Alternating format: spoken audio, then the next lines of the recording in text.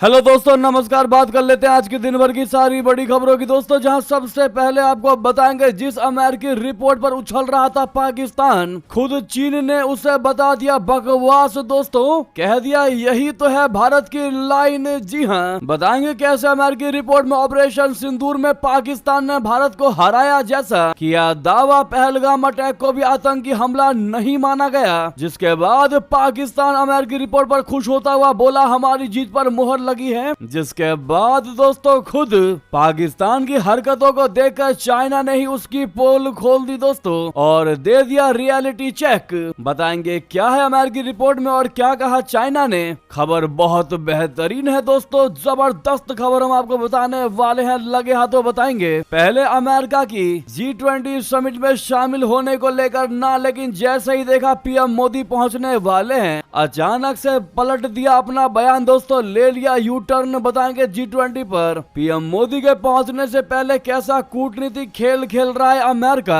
आखिर क्यों प्रधानमंत्री मोदी के फैसले से अपना फैसला बदल दिया अमेरिका ने, आपको बताएंगे। पीएम मोदी की मौजूदगी से कैसे भारत लिखेगा नया कूटनीतिक इतिहास। इतना ही नहीं, बताएंगे अब साइबर सुरक्षा में भी भारत को मिल गया इजराइल का साथ, दुश्मनों की हर साजिश होगी नाकाम दोस्तों। वहीं चौंकाने वाली खबर आपको बताएंगे, शेख हसीना को फांसी दिलवाने के पीछे पाकिस्तान। जी हां दोस्तों, बताएंगे किसने किया बड़ा दावा, बड़ा खुलासा। तो वहीं देश की खबर में बताएंगे, राशन कार्ड से काट दिए करोड़ों नाम, कहीं आपका नाम भी तो इस लिस्ट में नहीं। एक से एक बेहतरीन खबर हम आपको बताने वाले हैं, बस आप वीडियो के लास्ट तक बने रहिएगा। और खबरों में आगे बढ़ने से पहले दोस्तों, अगर आप भी मानते हैं कि अमेरिका हो चाहे पाकिस्तान या चाइना, कोई कितनी भी चाले चल ले भारत के खिलाफ, सच्चाई को कोई दबा नहीं सकता और भारत की तरक्की को कोई रोक नहीं सकता। तो इस वीडियो को लाइक करके, चैनल को सब्सक्राइब करके, बेल आइकन दबा के कमेंट में जय हिंद अवश्य कह दीजिएगा। तो दोस्तों बात कर लेते हैं पहली सबसे बेहतरीन खबर की, जहां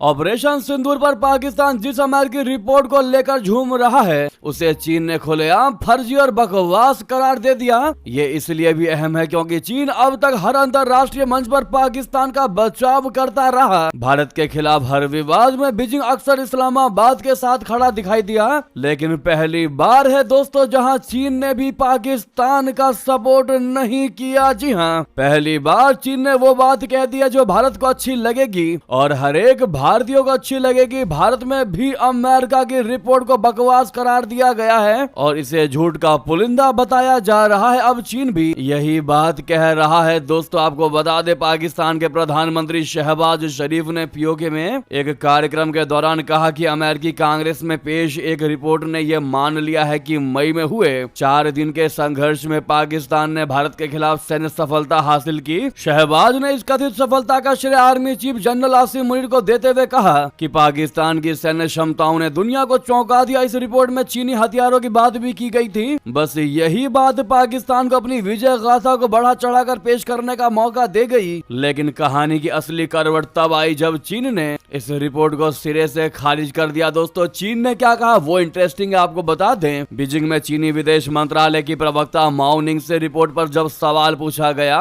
तो उन्होंने 2 टूक जवाब दिया और कहा कि यह तथाकथित कमीशन हमेशा चीन के प्रति वैचारिक पक्षपात से भरा रहता है। इसकी कोई विश्वसनीयता नहीं है। यह रिपोर्ट खुद डिसइंफॉर्मेशन है। यह बयान सिर्फ रिपोर्ट का खंडन नहीं था, बल्कि पाकिस्तान के उस दावे को भी अप्रत्यक्ष रूप से बेअसर कर दिया जिसमें वो भारत के खिलाफ अपनी कथित सैन्य जीत पर जश्न मना रहा था। माओ निंग से यह भी पूछा गया कि क्या चीन ने फ्रांस के राफेल लड़ाकू विमानों के खिलाफ डिसइंफॉर्मेशन कैंपेन चलाया था ताकि अपने J-35 को प्रमोट किया जा सके। इस पर उन्होंने कहा कि रिपोर्ट भी झूठ है और उससे जुड़े सारे दावे भी पूरे तरीके से झूठ हैं। जी हाँ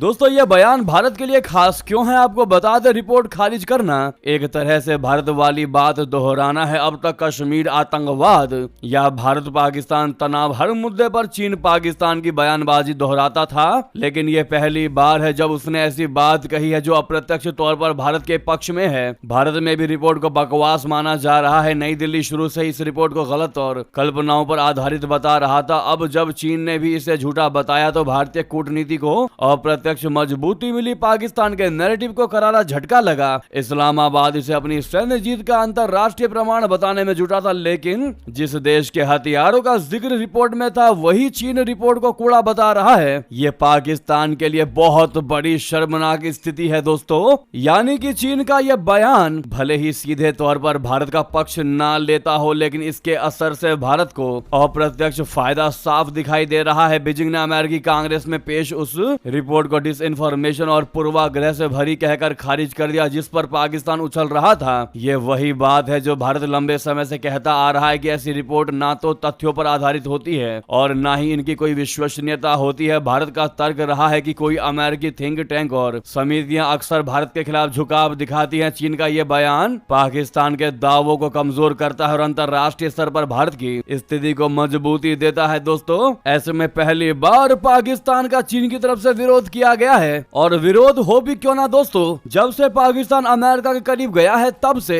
वो चीन को लेकर अपना असली रंग दिखाने लगा है। चीन से कटता नजर आ रहा है। ऐसे में चीन को भी अमेरिका से दोस्ती पाकिस्तान के लिए बर्दाश्त नहीं है।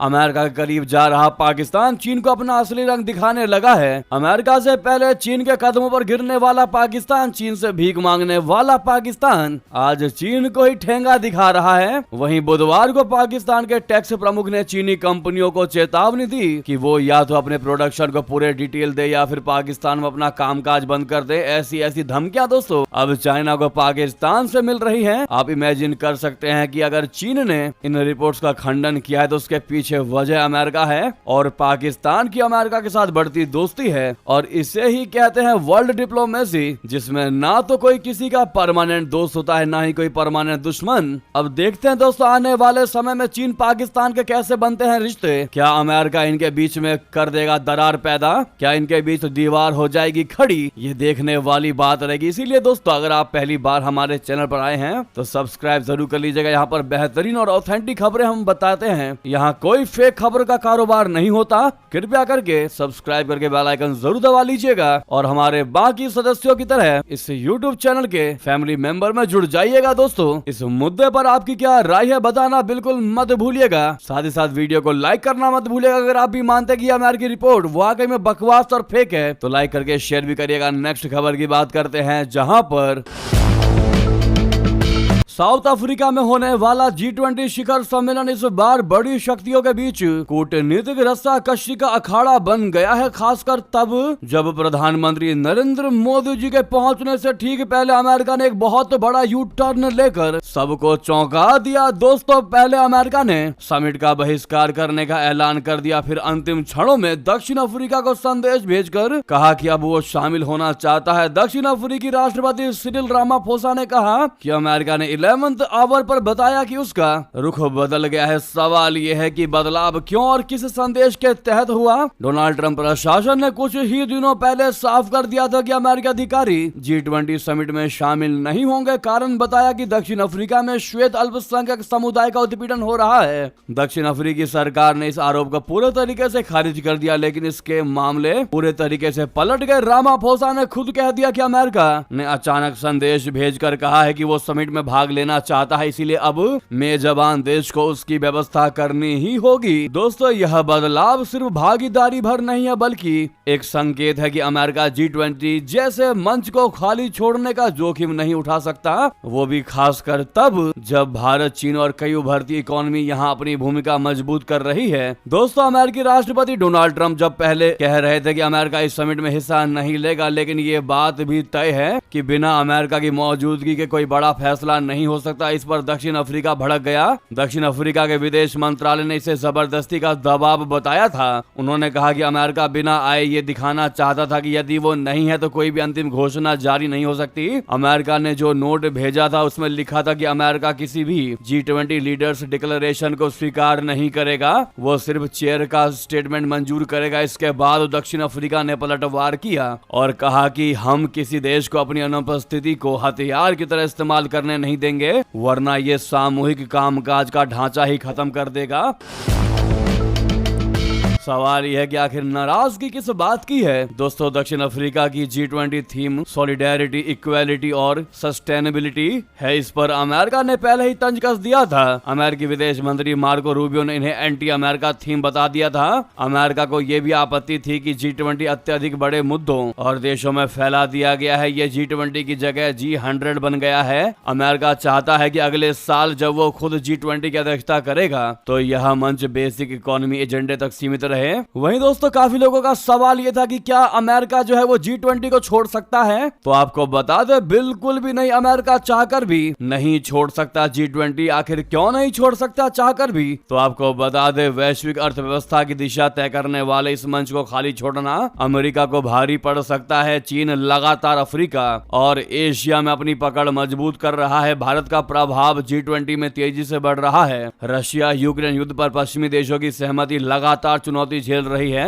ऐसे में G20 में अपनी आवाज ना रखना अमेरिका की रणनीतिक चूक होती। यही कारण है कि पहले बहिष्कार की धमकी और कड़े आरोपों के बावजूद अमेरिका को वापस लौटना पड़ा और ऐसे ही बहुत से कारणों की वजह से G20 को नहीं छोड़ पाएगा अमेरिका। वहीं अब अमेरिका के यू टर्न का सबसे बड़ा कारण दोस्तों, one of the best and one of the biggest reason है प्रधानमंत्री नरेंद्र मोदी जी की मौजूदगी। जी हाँ, बता दे भारत आज G20 राजनीति का केंद्रीय किरदार है। ग्लोबल साउथ की आवाज को भारत ने मुख्य धारा में लाया है। Chabahar port, Africa outreach, digital public infrastructure, Bharat की भूमिका लगातार बढ़ा रही है। दक्षिण अफ्रीका भी भारत के साथ मिलकर G20 को अधिक प्रातिनिधिक रूप देने की कोशिश कर रहा है। संभावना ये भी है कि अमेरिका नहीं चाहता था कि भारत और विशेषकर पीएम मोदी बिना अमेरिकी मौजूदगी के वैश्विक मंच पर केंद्र में रहे। तो दोस्तों ये है प्रधानमंत्री नरेंद्र मोदी जी की और भारतीयों की पावर, जिसने अमेरिका को ना चाहते हुए भी वापस G20 में शामिल होने के लिए मजबूर कर दिया। जी हाँ दोस्तों, इस पर आपकी जो भी राय हो बताइएगा जरूर। दोस्तों माना यह जा रहा है कि प्रधानमंत्री मोदी जी की मौजूदगी से भारत लिखने वाला है नया कूटनीतिक इतिहास। जी हाँ, तो वहीं अगली खबर की बात करते हैं, जहां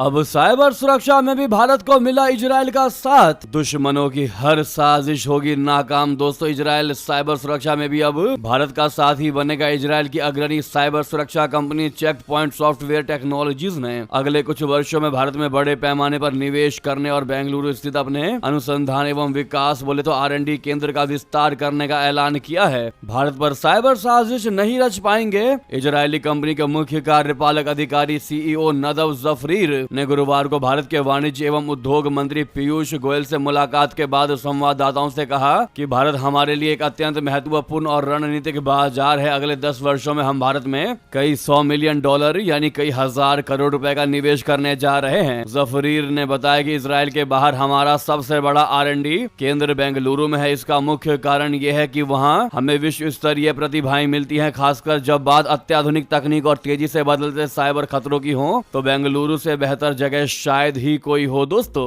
नदव जफरीर ने आगे कहा कि बेंगलुरु में हमारे पास पहले से ही सैकड़ों इंजीनियर्स कार्यरत हैं। हम तेज गति से और अधिक इंजीनियरों की भर्ती कर रहे हैं और आने वाले समय में इसे और आगे बढ़ाएंगे। साइबर हमले जिस तेजी से बढ़ रहे हैं और बदल रहे हैं उसके लिए हमें दुनिया की सर्वश्रेष्ठ प्रतिभाओं की आवश्यकता है। यानी कि अब साइबर सुरक्षा में भी भारत के खिलाफ दुश्मनों की साजिशें होंगी नाकाम। दोस्तों अगली खबर बता दें,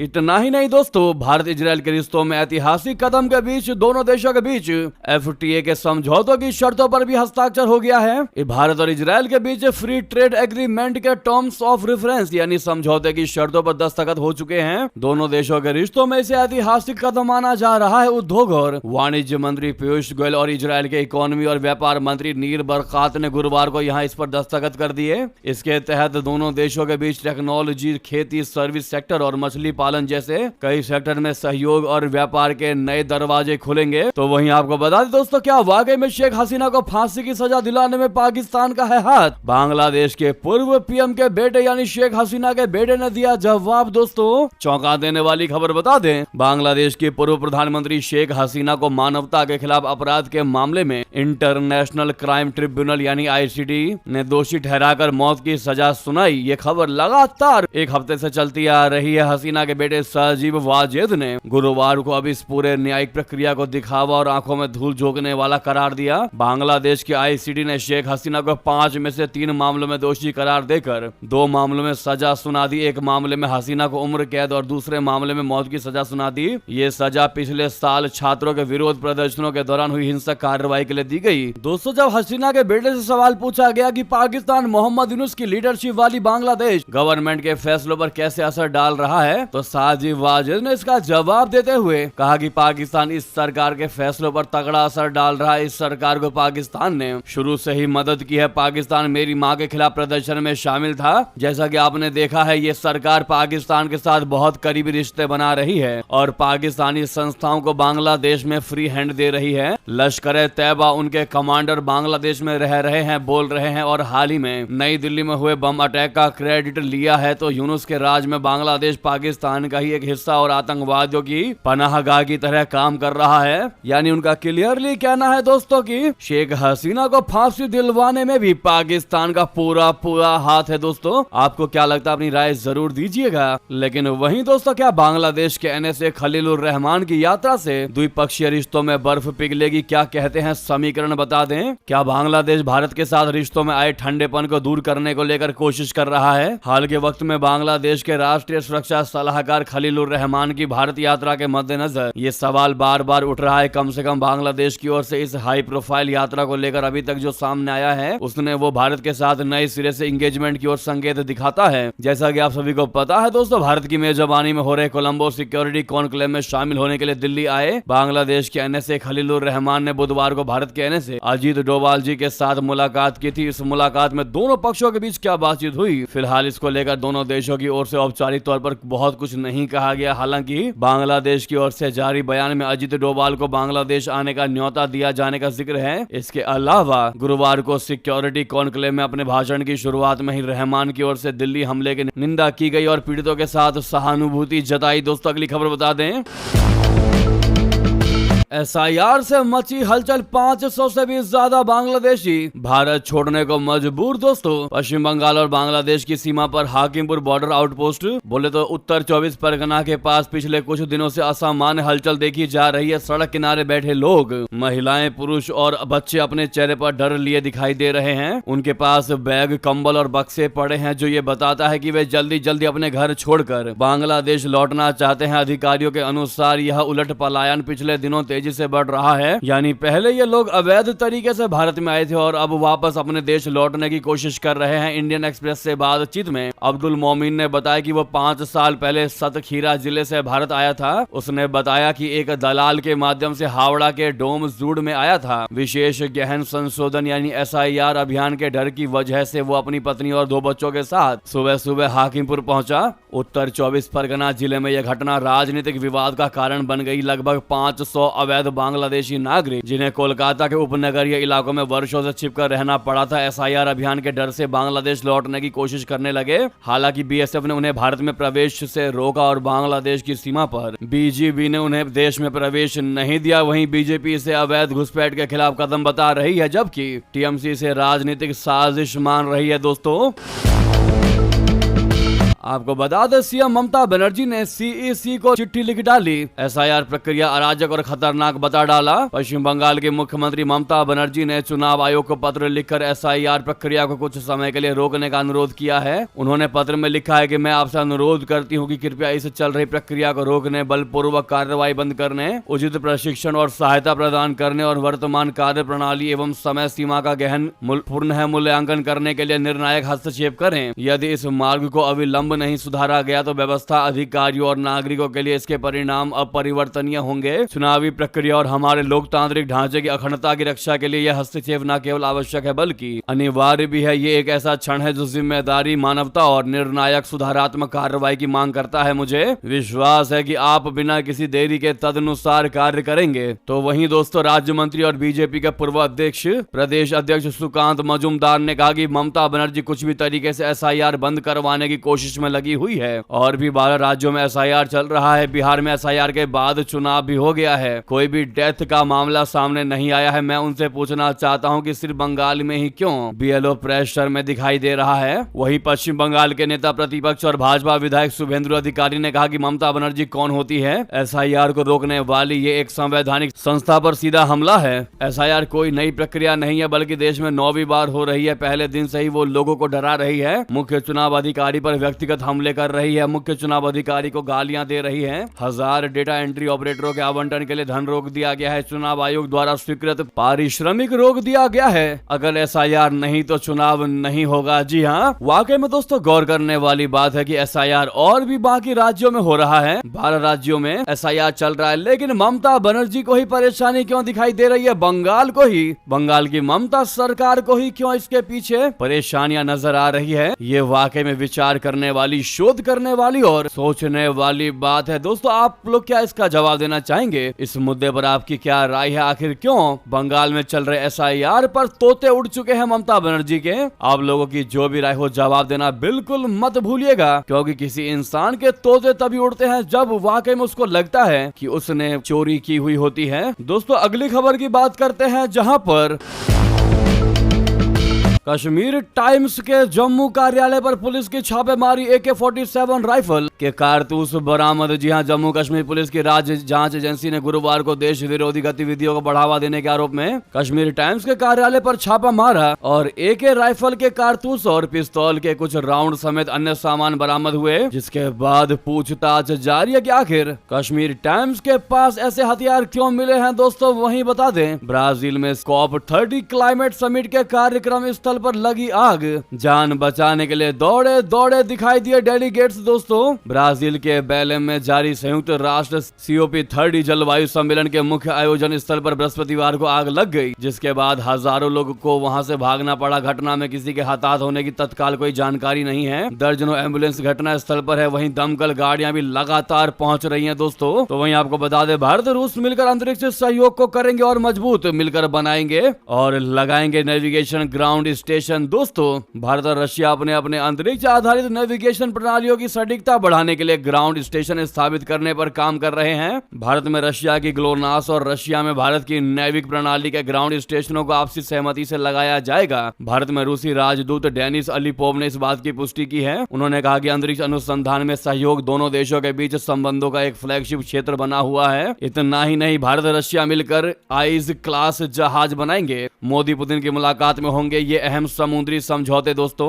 भारत और रूस आने वाले समिट में समुद्री सहयोग पर बड़ा समझौता कर सकते हैं। दोनों देश EMC और NSR को विकसित करके व्यापार बढ़ाना चाहते हैं। आइस क्लास जहाज निर्माण, आइस ब्रेकर्स और आर्कटिक ट्रेनिंग में साझेदारी होगी। तो उधर विदेश मंत्री जयशंकर जी ने अफगानिस्तान के मंत्री अजीजी से की मुलाकात। दोनों नेताओं के बीच किस मुद्दे पर हुई बात बता दें। विदेश मंत्री जयशंकर जी ने गुरुवार को अफगानिस्तान के इंडस्ट्री और कॉमर्स मिनिस्टर अलहाज नूरुद्दीन अजीजी से नेशनल कैपिटल में मुलाकात की। यह मुलाकात तालिबान लीडर के देश के 5 दिन के ऑफिशियल दौरे के तहत हुई। मीटिंग के दौरान दोनों नेताओं ने दोनों देशों के बीच द्विपक्षीय व्यापार, कनेक्टिविटी और लोगों के बीच संबंधों को मजबूत करने पर चर्चा की। विदेश मंत्री जयशंकर जी ने इस मुलाकात संबंधित पोस्ट को सोशल मीडिया पर भी शेयर किया, जैसा कि आप सामने देख पा रहे हैं। दोस्तों वहीं बता दें,